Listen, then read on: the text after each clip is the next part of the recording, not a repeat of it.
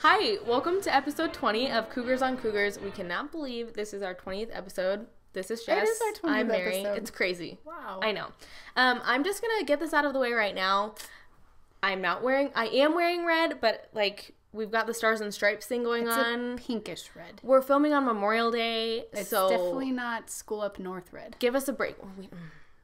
God bless America. It's fine. Don't complain about it. Yep, we're addressing it. Anyway, It's we're America going to colors. start with our quote of the week. As always, our quote of the week this week comes from a movie that I watched over the weekend. Sports movie. A sports movie. It's a Cinderella story. There's a lot of football in the movie. Yeah. And this is a sports quote. And also, Babe Ruth said it, so it's fair game. Never let the fear of striking out keep you from playing the game. It's inspirational. It is.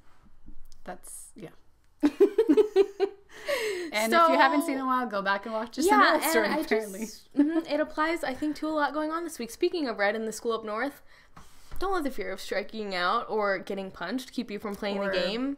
Playing the Lone Peak 3 or The whatever. fear of, insert, whichever you will choose. Anyway, so there's that. Never let the fear of striking out keep you from playing the game. We're going to move right into talk of the town. Switch gears. Switch we shall. So is this the biggest news of the week? I feel like it might be. Is that we got a picture of Taysom Hill holding a newborn. Mm-hmm. It's actually Craig Bill's baby. Aren't they related somehow? Brother-in-law. They're all, yes. So they are all related. we were kind of saying that Taysom looks a little bit like a monster in that picture. His hands look really big. A really handsome monster. But anyway. Very nice, well-groomed. He just looks huge. Next, we got a big get. Preston Lewis is his name, and he is a defensive end / linebacker, and he plays for Lone Peak. I think he was offered on Monday and committed on Monday, so he's been a BYU fan all his life, was really excited about the offer. So he was tied for 5th in the state in sacks last year, and he'll be great to have. So Exciting. Man, those Lone Peak kids. Keep them coming. So, another funny exchange we saw this week on Twitter this week. So, Skylar Halford tweeted a few days ago that he was at the McDonald's on Sand Hill Road in Orem, and he said, "It's officially the slowest McDonald's I have ever been to. # people are leaving the drive-thru." And our own Kyle Collinsworth responded. Do you want to read it? He said, "That's why you don't eat McDonald's and eat healthy, LOL." To which Skylar replied, "Haha, I should have known better. # berries. # kale." If Kyle Collinsworth follows you, probably don't tweet about McDonald's, especially when he's, not in the season and he's, scrolling through Twitter. You can ask Jerem Jordan about that, and Chase Fisher, too, and his McDonald's. Does he get called out about that? Oh, yeah. Well, I mean, berries and kale are healthier than McDonald's, so what do you do? They probably have berries at McDonald's. I don't know if they have kale. Yeah, probably not kale. Next, I think maybe BYU Football has gotten a new slogan. We were kind of confused because we thought the tagline was kind of a Bronco era thing, but apparently it's not. And our new slogan, apparently from Dave Broberg, who works for athletic marketing, right? Yeah. Well, he's the creative design director for BYU Athletics. Oh, well, that's a fancy title. And he said to shout it from the top of the Wasatch Mountains, it's time to #RepTheY. I don't hate it. I don't really get it. I mean, I get it, but is like a slogan for the I year. think it's more of like a play for this, like represent us. I will say I like it better than This Is Why. Yeah, sure. Sorry, I mean, Devon, but it's all relative. Anyway. But It's there you go. Cool. I'm sure we'll see it a lot coming up. We'll get t-shirts with it, probably. Probably. Oh, this is you. So, Memorial Day weekend, we went down to St. George and went hiking in Zions, and there's this girl in line that had this tattoo. There was a Lego guy throwing a football, and it had a BYU logo on it, which, first of all, it's rare to see BYU tattoos at all. It is. And second of all, I just thought it was cool. I mean, it's just... It's like there's so much to say about it that you can't really say anything. And so Jess tweeted that out, and that tweet got actually a ton of attention. It got almost 50 retweets and a bunch, more than 200 favorites. or likes or whatever you call them. And we actually did get some context. Someone answered, I think someone the million Googled questions it we had. and found a Facebook post about it. Which amazingly, yeah, I'm surprised they were able to get to the bottom of it though. And it says that, yeah, they found a Facebook post about it that says, today's Lego/BYU memorial tattoo. Clients, pops, and brother passed on, and this is what she got in memory of them. Keep on keeping on. Tattoos do heal the soul. I don't disagree with that on all levels. That's a nice gesture. It is. It's a cool tattoo. It's definitely different. But yeah, I was definitely sort of stalkerish because we were in line trying to get on the shuttle and I just had to like take it really quick. So my husband got to ask her just really quickly about it and asked her if it was like for one of the players for Taysom or Tanner or something. And she's like, I don't know any of the current players. So clearly it is. But it is for sure just BYU. In memoriam of her family, which is really sweet. Sure. Anyway.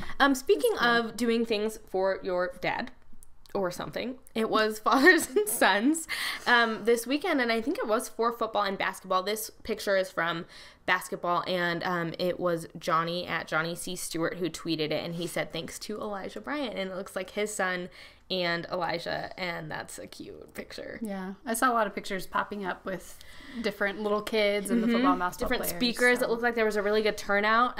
You found this one. Yeah, so Coach May tweeted out, great to have Mitt Romney speak at BYU. Yeah. So he spoke at the end of the camp. And then it shows him outside getting the BYU creamery ice cream after. And I guess Mitt Romney went for cookie dough ice cream. If I was ever famous and they wanted to pay me in creamery ice cream, you'd go for that? I'd be down. For sure. Yeah. In wedding news for Talk of the Town, we had a wedding, Always right? Wedding news. Right? Yep. This week it was Jacob Hartsock and his wife Sophie. They got married over the weekend. So there's a nice little wedding picture there. Coming out of the temple, it looks like. They're both really tall. And he said he posted that from Mexico, so it looks like that's where they went on their honeymoon. That's actually where Nick and his wife went on their honeymoon. Maybe there's some sort of exclusive deal they run for BYU students, who knows. But congratulations to them, and we have some more weddings coming up. We're expecting our Tan Exa wedding anytime now. I know. If you have a date, let us know. Okay. Last but not least. Definitely not. Huge breaking news this week. Even bigger than Taysom holding a baby, I guess. Yeah, but less exciting. I mean, depending on how you want. Exciting makes me less mad. Let's go with that. Yeah. SMH. Yeah, if we could talk for a while about this. We might, actually. Okay, so this is from Kyle Goon this week. Tweeted, breaking, Utah and BYU have agreed to play a men's basketball game in Provo during the 2017-2018 season. Okay, I was at work. I work at KUTV, and I work in Salt Lake with a bunch of Utah fans, and the people I work with at the desk aren't even really sports fans, and the kid I'm working with is like, is this a big deal? And he reads me the tweet. And I'm like, what? If it has the words BYU and Utah in it, it's a big deal. I thought it was a joke, and I was like, who said that?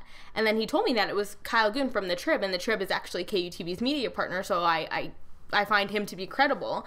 And I could not even. I still cannot even. Like, what? How many months later? So December is when they make the biggest deal in the world. We're not going to play you. The environment is toxic. It's not safe. It's a safety concern for players. It needs to cool down. So that was in December, and I don't think that we ever really, got over it. I still see a lot of safety first tweets. No, nobody got over it because it was so It never stopped being ridiculous, right? Yeah, the reasons behind it, that they stuck with it even after all the backlash and everything, was ridiculous. And for me, I was so mad about the disrespect to Coach Rose. Oh my gosh, don't get me started. And then this. Yeah, and it's like, okay, just kidding. All of that doesn't mean anything, and we're just going to play the game. The $80,000 fine, the disrespect to Coach Rose, the leaving him a disrespect voicemail. they paid BYU, and then they're just like, oh, never mind.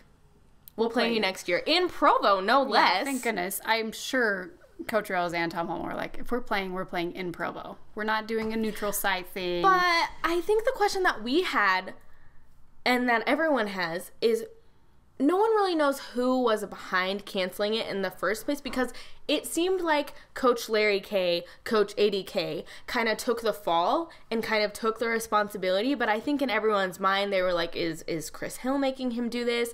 Is the school making him do this? Like, whatever. And now on this side, you're wondering, so who changed their mind? I don't know. I don't really care. I'm so annoyed. I'm glad they're playing. It should be playing and paying fun $80,000. I know, you basically paid $80,000 to reschedule your game for a year later. That's and the Lone Peak 3 will still be there. Nick Emery will still be big bad. Nick Emery will still be there to punch someone, and he'll have some backup. I'd be way more scared of Eric Mika than I would be of. He also got ejected for playing a Utah game a couple years ago. Yeah, well, so whatever. Toxic environment with those three. Yeah, definitely not going to cool down anything. We better win that game. That's all I have to say. And yeah, at least it's back on. The order is restored, I guess you could say.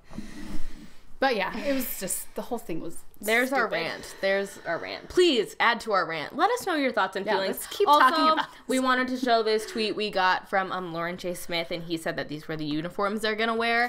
And yeah, I think Jess said it. Nothing's going to cool down. If anything, tensions are just going to be higher after they pulled all this crap. So yeah, a couple of things that went in tandem with that. So one was that Sports Nation asked the question, what does the BYU Utah rivalry mean to you? I didn't see this. You didn't see this? And Nick Emery tweets back, forgiveness is real. With 3 100s. That's hilarious. Proof.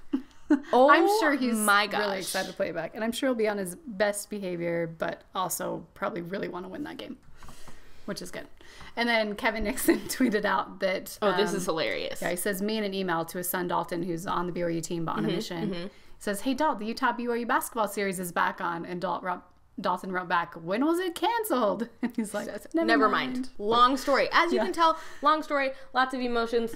How did he forget to tell him that was canceled? Because it's not worth anybody's time, because it's the stupidest thing that ever happened. Can you imagine if he had gotten back from his mission and it was canceled and he didn't know anything about it? That would be terrible. I'd be mad at my dad if he didn't tell me. Now we are going to bring on a special guest, Spencer Irvine. Me and Spencer actually go way back. We grew up in the same state in Washington, D.C., and he's back there. He went to BYU, and now he's back there, and he is acted as a correspondent for us, and he's going to give us some highlights from BYU Football's Fireside in D.C. We have joining us Spencer Irvine. He is at Spencer Irvine on Twitter. He is a fellow BYU alum and just a big fan. And why we have him on is because he lives in the D.C. area right now. He's actually a master's student at George Washington, and he was able to do something that we are very jealous of, and that is attend the BYU Football Fireside. That was Sunday. Spencer, welcome to the show. It's good to be here. Enjoy it. So we wanted to start and ask you about the turnout, because this is a new format for the Firesides, and traditionally they've been kind of catered to fans who have traveled, and you always knew there was going to be a big turnout because everyone was there for the game the next day. But then you have this Fireside that's months away from the game across the country. Fans are obviously not there for the game yet. So what was it like? How many would you guess? Well, it was a packed crowd. Minimum 350. Maximum was probably between 500, 550. It was a packed chapel, had a couple overflow rooms, and then they also broadcast it simultaneously to the DC Temple Visitor Center. So that could hold probably up to 150 people. And it was very well attended. It was packed, a lot of buzz. Everyone was talking and thinking like, oh, what's Kalani going to do? You could just feel the enthusiasm building up. That's great. So while you were there, did you spot any notable people that were attending? It was I couldn't see them very well, and then they started walking in. I was like, wait a second, that has to be defensive lineman. Ken Nuimatalo, Navy coach, later pointed to him. It's like, yeah, Bronson's right here. So it was Bronson Kafusi. Yeah, so it was like a 40-minute drive for him and for Ken and his family to come out. So yeah, Bronson was there, and a couple other players that couldn't tell because they all came in mass, and they kind of block each other out. Kalani's the big dude, so you can't determine who's right behind him. So let's get into the actual Fireside. Yes. We're hoping you could just share with us some of the highlights, your favorite parts of the evening. Yeah, let's start with your very favorite speaker. If you had to pick one, tell us who it was and the kind of meat of what he said. Well, hopefully this won't tick off a lot of BYU fans, but I actually liked Ken Nuimatalolo's talk the best. You can feel that confidence that he exudes, and it was really great to hear his testimony, just talking from a football perspective of how he was able to use the spirit in order in preparation, in game preparation, and during games that actually helped him with 2 crucial calls in two different games. I mean, it was really, really impressive. And as a big football fan, I never really thought about the spiritual component. So it was really cool to hear just his side of things. And he didn't bring up the almost BYU hire, or the almost BYU hire, we should say, right? He talked about it in like a sentence or two. It was he said the reason why he really wanted to at least interview for the job was because of 2 people. One, Taysom Hill, who he pointed to his right, and then he pointed to Bronson Kafusi also, who was just sitting down in the standard rows. So he's like, yeah, the 2 reasons, these 2 guys right here. I was like, what? That was it? Really? What was your favorite thing that he said? Yeah. Oh, I mean, especially about his game experiences of how he would pray before games. And so his 8-year-old son, I don't know if he's 8 right now, but he said his 8-year-old son would go with him, and as he's watching tape, and he would keep on, just praying and praying and praying, so his son would stop and pray with him. That's really, really interesting to me, and how that for one game, he said Notre Dame that he felt that he needed to challenge a call. And he called upstairs, where you have the staff that has the cameras and the video work. They're like, no, it's not a fumble. He's like, check it again. It was they said, no, it's not a fumble. He threw the flag. Call was overturned. It was a fumble, and they ended up winning that game. Wow. And he pointed directly to that game preparation from a spiritual perspective, and I was like, what? That is crazy. That is crazy. It brings you back to the question, does God care about football? And I think my personal opinion is that no, God doesn't care about football, but he does care about the individual. And I think it says a lot that Ken put in that preparation, and it showed, because you're right, as a fan, you don't always think about that spiritual aspect. So I think anybody can have the spirit in their work. Yeah, and if your work is football, why not? Exactly. Just real quickly. So it's funny you said that, Mary, because Kalani actually built on that. He said, yeah, if God really cared about football and who wins or loses, we'd be undefeated every year. And like the crowd, they ate it up. They absolutely loved it. So Ken was your highlight speaker. Let's see if we get this right. The other speakers were Kalani, so our head coach, and then Taysom, who made the trip out to DC. I think he was the only player other than Bahr, who is Ken's son, who actually does play for BYU. And those were the 4 speakers, right? Ty Detmer was there as well, yeah. And everyone, was there. They're really, really paying attention to what he was saying, and he recited the year where he won the Heisman, which I didn't know he was actually not a member, and he got baptized that year, and he actually said that being baptized was better than the Heisman. I don't know about that, but I mean, I like the Heisman, but probably an eternal scheme. Yeah. Okay, well, we'll get ready to wrap it up here. Is there a couple other things? I mean, you kind of mentioned that Taysom and Bahr's talk had a little theme going on. Yeah, so their remarks were directly to the youth. They were talking about, just listen to the people that really care for you, your advisors, the adults, mentors, just so you'll stay on the right path, and just to make sure that you don't do anything, you don't screw around or things like that. And he said, just stick to what people tell you because they're probably right. They've lived longer than you have. That's good, and that's probably, you would think that those 2 would be people that the youth would listen to. I guess our last question that we have for you is there's going to be these firesides throughout the summer. There's going to be one in Idaho. There's going to be one in Hawaii. They're going to be everywhere. Would you recommend to fans listening to this right now that they go to these firesides, and why? Or why not? Well, I definitely recommend them to go. It was a lot of fun. I went down with my dad, who's a big sports fan, not necessarily a BYU football fan, and we walked away just really, really impressed and really touched. It was a great experience. You can just feel the buzz about the season. And honestly, their staff, I mean, they flat out impress you and makes you want to send your kids over to BYU. It's like send everyone you know over there. And it's really great. It's really good to bring the family there. They actually had a meet and greet afterward. It was superb. I'd highly recommend everyone just going and just soaking in it. Thank you to Spencer for being our correspondent about the Fireside. It was good to have him on. And if you would like to go to one, there's a few more coming up. Yes. The next one is the 5th in Hawaii. So if you're in Hawaii, go to that one. We are jealous and send us pictures. Yep. And then there's one June 12th in Sandy. Yeah, that one's a little closer. The next Fan Fest, by the way, is also in Laie this weekend. So that'll be the Saturday, the 4th, and it's from 3 to 6, and that's at BYU Hawaii. So I don't know how much of our fan base is in Hawaii, or if you're taking a trip. A good turnout. Oh, I'm sure there's a big fan base in Hawaii, but I mean... Oh, you mean... as far as who we're talking to? Oh, got it. I don't know if we'll have much representation there. We'll see. We'll see. So we wanted to do a Raisin 'em Right segment this week just because we got a few cute pictures shared with us. The first one is from my really good friend Ben Buchanan and his wife Caitlin Buchanan. And this is their cute daughter, Jordan. With a Y is how they spell it, and she is partially named after Michael Jordan. Ben loves Michael Jordan. But there she is in her cute BYU onesie, and Caitlin shared this on our Facebook wall, and she said that this is one of her many BYU outfits, and I have seen a lot of pictures of cute little Jordan wearing BYU onesies, so those are so cute. We also got one from Jen Cloward of her 4 boys, all in BYU gear, decked out. The kids are adorable. They are so cute. Yeah. And they've got the footballs, and that is, and the blanket behind them. True blue. She is raising them right, for sure. Yes. And then this last one came from Jessie Fiso, who we love. And this is her cute little Kai, who I think is like 6 or 7 years old now. And this is him little. When he was 6 months, a baby. So he's just tiny little baby, and he's got a cute little BYU hat. He's adorable. Yeah, everyone should get their baby a BYU hat. That is too cute.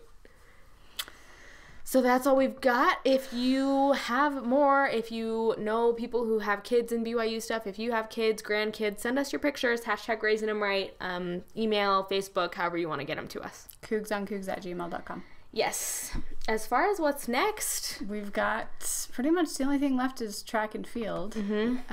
So there were some Cougars that qualified for nationals this last week. Yeah, 9 of them. 9 of them. So congratulations to them. Nationals for track and field is June 8th through 11th, and that's in Eugene, Oregon. So good luck to all the Cougars that are in there. It's pretty exciting. Yes, and like we said, that's pretty much all we got. We are finally under 100 days until the first football game. So that's kind of what we've got next. As for our sponsors this week, we've got the Bat Cats. Congrats to them on a great season. Kind of a bummer to miss out on the NCAA tournament after the start they had, but I'm sure they will be back for vengeance next year. The show is also brought to you by our favorite Lion Pride and our favorite member of that, one of our favorite members of that Lion Pride, Ziggy Ansah, who celebrated his birthday this past weekend. So happy birthday to him. May you always stay loyal to the white and blue. For Jess, I'm Mary. We'll see you next week.